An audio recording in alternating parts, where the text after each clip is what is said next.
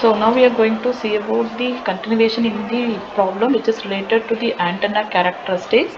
So the given problem is for an application the half-wave dipole with theta is equal to 30 and bandwidth of 10 megahertz has been used. Find the height at which the antenna should be placed. So the given parameter is the Q is given as theta and the bandwidth that is equal to 10 megahertz is given.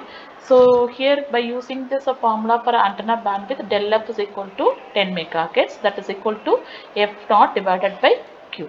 So f naught is the resonant or the operating frequency. So by using this formula you can able to calculate the f naught value, so which is given by this formula. So if you if you substitute the given value and calculate, f naught is equal to 300 megahertz.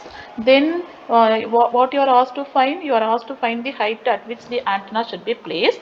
So here you know the height means, so the what about the length of the half wave antenna, length of the half wave dipole antenna it is given. So the half wave is given, so you are requested to find the length of the half-wave dipole antenna. You know that length of the half-wave dipole it is generally lambda by 2.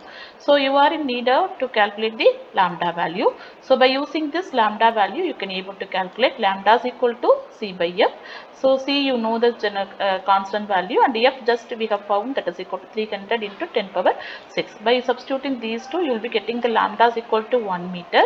Then by substituting this formula lambda by 2, here the length of the half-wave dipole it is equal to 0.5 meter. And the next problem is a circular aperture antenna of diameter 3 meter is used for 5 gigahertz frequency application with no loss. Calculated gain, right? So since the given antenna is with no loss, right? So you have to take that point first. So since the given antenna is with no loss, the antenna efficiency should be equal to 1. So because you know the efficiency is equal to the ratio of output by input. So if it is no loss means you will be getting whatever the input we have feed, that will be available in the output without any reduction or without any loss.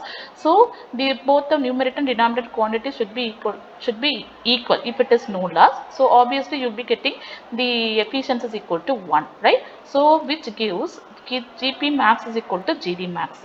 Then you have to calculate the maximum effective aperture. So which is given by this formula, D is equal to 4 pi by lambda squared into effective area, right? 4 pi by lambda squared into effective area, where effective area it is given is equal to pi r squared, right? So here you know the the diameter is given, that is equal to 3 meters. So by substituting the diameter value in this area, pi r is equal to d by 2, so by d by 2 the whole square, so which is equal to the effective area. If you substitute the effective area, right, so this is the value of effective area, that is equal to 0.0685 meter square. So if you substitute this effective area here, right, in the formula, directivity formula, you will be getting the value of the GP max, that is equal to 4 pi effective area divided by lambda squared. So if you substitute the given value, determined value of the A, you will be getting the G max is equal to 24675.72. Then next problem, an antenna having small side lobe intersecting the beam axis in perpendicular plane of half power beam width at 35 degree and 40 degree. Calculate the maximum effective aperture. So the similar problem we have already done by using theta and phi value. The same thing we are going to do here also. So first you have to calculate the directivity by using this formula. So 41257 divided by theta e theta h. So the theta e and theta h is given. So if you substitute the given value here, you will be getting the directivity value D is equal to 29.4692. Then you can able to calculate the maximum effective aperture by using the formula which we have seen in the previous problem also.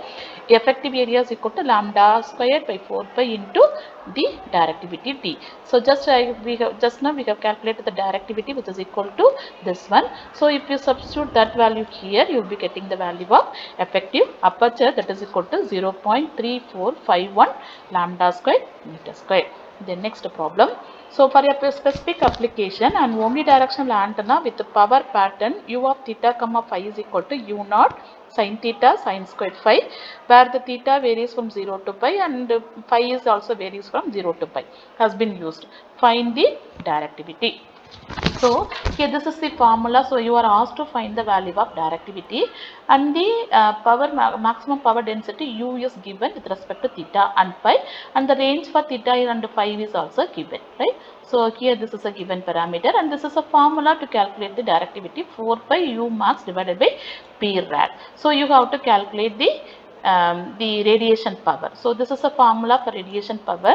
So since the radiation power it is in with respect to theta and phi, you have to do the double integral, one with respect to theta and another with respect to phi. Since the range for theta and phi is also already given, it is from 0 to 5 for both theta and phi. We have substituted the upper and lower limit here, and we have taken the given value of the power maximum power density U of theta comma phi. So it is equal to U naught sin theta sin squared phi. So now instead of this one U of theta comma phi, if you substitute the given value and simplify, you will be getting this expression, and you can now split the integral with respect to theta separately and with respect to phi separately. Then if you evaluate the integration, you will be getting the answer for P radiation is equal to pi squared U naught divided by 4. Then by using the formula for directivity, that is a general formula, 4 by maximum power density divided by power radiation. So this is a formula. So just now we have calculated the power radiation, and here if you substitute both the value, you will be getting the answer for directivity is equal to 5.0922. Then